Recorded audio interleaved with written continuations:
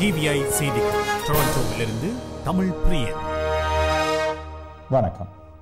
இலங்கையின் இடம்பெற்ற இறுதிப் போரின் கடைசி கட்டத்தில் அரச படையினர் பொதுமக்கள் மீது குண்டுகளையும் எறிகணைகளையும் வீசி கொடூரங்கள் புரிந்துள்ளார்கள் என குற்றம் சாட்டும் அறிக்கை ஒன்று ஆஸ்திரேலிய சமஷ்டி போலீசாருக்கு கிடைத்ததை அடுத்து அவர்கள் தமது விசாரணையை தொடங்கியிருக்கிறார்கள்.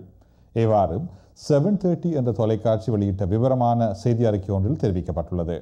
பொதுநலவாய மகாநாட்டில் கலந்து கொள்வதற்காக ஆஸ்திரேலியா செல்லவிருக்கும் இலங்கை ஜனாதிபதி மஹிந்த ராஜபக்ச, ஆஸ்திரேலியாவுக்கான இலங்கை தூதுவர் திசர சமரசிங்க ஆகியோரும் போர் இடம்பெற்ற வேளையில் வெளிநாட்டு செயலாளராக பதவியில் இருந்தவரும் ஆஸ்திரேலிய சமஷ்டி போலீசாரின் அவசர விசாரணைக்கு உட்படுத்தப்பட்டிருப்பதாக அந்த செய்தி அறிக்கையில் தெரிவிக்கப்பட்டுள்ளது.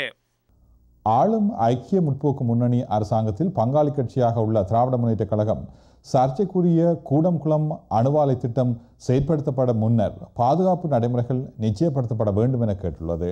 எதிர்வரும் டிசம்பர் மாத முடிவில் 2 அணுவாலைகள் அங்கு செயற்பட ஆரம்பிக்கும்.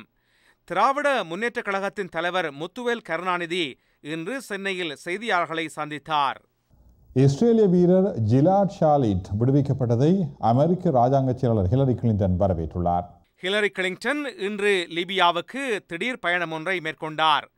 அவர் ட்ரிபோலி நகரில் இடைக்கால பிரதம மந்திரி மஹமூட் ஜிப்ரில் சைதம் செய்தியாளர் மகாநாடு ஒன்றை நடத்தினார். 5 வருட காலமாக பணைய கைதியாக வைக்கப்பட்டிருந்த கிலாட் ஷலிட் விடுவிக்கப்பட்டமை மகிழ்ச்சி தருவதாக அப்போது அவர் கூறினார். விரிவான செய்திகள் டிவிஐயின் செய்தி அறிக்கையில் இடம்பெறும்.